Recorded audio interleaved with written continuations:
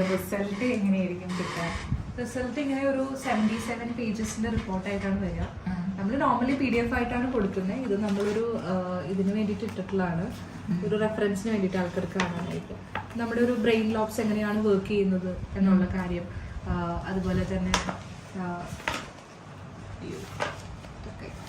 നമ്മുടെ brain ലോബ്സിന്റെ working system എങ്ങനെയാണെന്നുള്ളത്, നമ്മുടെ ഇന്റലിജൻസ് കോഷ്യൻസ് എങ്ങനെയാണ് പോകുന്നത്, നമ്മുടെ പേഴ്സണാലിറ്റി ടൈപ്പ് എന്താണ്, ആ പേഴ്സണാലിറ്റി ടൈപ്പിന്റെ സ്ട്രെങ്ത് എന്താണ്, വീക്ക്നെസ് എന്താണ്, മൾട്ടിപ്പിൾ കോഷ്യൻസ്. അതുപോലെ നമുക്ക് എക്സാക്ട്ലി ഒരു കരിയർ ചൂസ് ചെയ്യണമെങ്കിൽ നമുക്ക് ഏതൊക്കെ കരിയറിൽ നമുക്ക് കപ്പാസിറ്റി ഉണ്ട് എന്നുള്ള കാര്യങ്ങൾ, എഞ്ചിനീയറിംഗിന് പോകാൻ പറ്റുമോ, മെഡിസിന് പോയാൽ സ്റ്റാർ റേറ്റിംഗ്,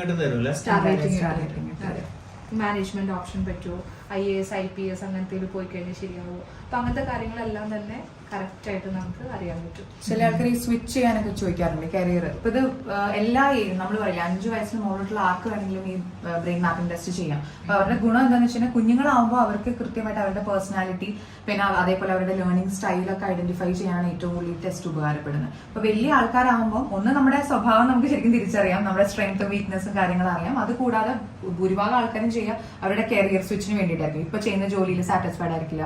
ലെബ്രോഡ് ഇപ്പൊ സാർ പറഞ്ഞ പോലെ സാറിന് കൺഫ്യൂഷൻ ഉണ്ടായിരുന്നില്ലേ, അവിടുന്ന് വന്നപ്പോ ഇവിടെ ഇനി എന്ത് ചെയ്യും, എന്ത് ചെയ്താലാണ്, കാരണം സൊസൈറ്റി ഒരുപാട് ക്വസ്റ്റ്യൻസ് നമ്മളോട് ചോദിച്ചുകൊണ്ടിരിക്കുകയാണ്. അപ്പൊ നമുക്ക് ഇറങ്ങുന്നതിൽ നമ്മൾ 100% കോൺഫിഡന്റ് ആയിരിക്കണം, എന്നാലേ അവരെയും കൂടി നമുക്ക് പറഞ്ഞു മനസ്സിലാക്കാൻ പറ്റുള്ളൂ. അപ്പൊ അതിനൊരു ഹെൽപ്പിംഗ് ഹാൻഡ് എന്നുള്ള രീതിയിൽ ഒരു റെഫറൻസ് ആയിട്ടാണ് നമ്മൾ കൊടുക്കുന്നത് ഈ ടെസ്റ്റ്. അപ്പൊ അവർക്കും അത് ഭയങ്കര യൂസ്ഫുൾ ആയിരിക്കും. നമ്മൾ നോർമലി പ്രിന്റ് ചെയ്ത് കൊടുക്കാറില്ല, കാരണം പ്രിന്റിംഗ് ഓപ്ഷൻ വരുമ്പോൾ പിന്നെയും ചാർജ് കൂടും.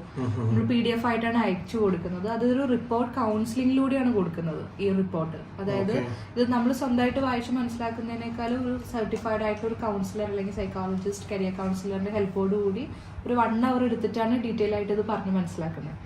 ഓക്കെ, അപ്പൊ അതിന് നമ്മളൊരു ബിലോ 10K ആണ് ചാർജ് ചെയ്യുന്നത്. ചെറിയ കുട്ടികൾക്കായാലും വലിയവർക്കായാലും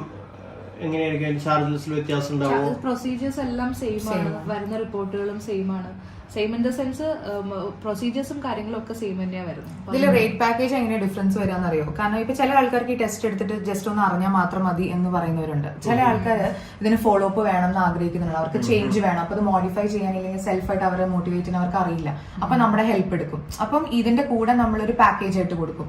ചില ആൾക്കാർ ചിലപ്പം 2-3 മാസം സെഷൻസ് എടുത്തിട്ട് മാറുന്നുണ്ട്. അത് ഓരോ ക്ലയന്റും ഡിഫറെന്റ് ആയിരിക്കും. അപ്പൊ ചാർജസ് മാറി മാറി വരും. അപ്പൊ ടെസ്റ്റ് മാത്രം എടുക്കുകയാണെങ്കിലാണ് നമ്മൾ പറഞ്ഞ 10K ബിലോ വരും. പക്ഷെ പാക്കേജസ് ആയിട്ട് എടുക്കുന്ന ഒരുപാട് പേരുണ്ട്. ഇപ്പൊ എബ്രോഡുള്ള ആൾക്കാരൊക്കെ ആണെങ്കിൽ പാരന്റ്സിന് കൂടുതലും കുട്ടികളെ ശ്രദ്ധിക്കാൻ പറ്റുന്നില്ല. അപ്പൊ അവർക്ക് ഒരു ലിസണർ ആയിട്ട് നമ്മൾ എടുക്കുന്നവരുണ്ട്, അവരെ ട്രെയിൻ ചെയ്യാൻ മെന്റർ ആയിട്ട് നമ്മൾ പോകുന്നവര്, ലൈഫ് കോച്ചിങ് ആയിട്ട് കൊടുക്കുന്ന, അങ്ങനെ പല രീതിയിലാണ് നമ്മുടെ ഇത് സ്പ്ലിറ്റ് പോകുന്നത്.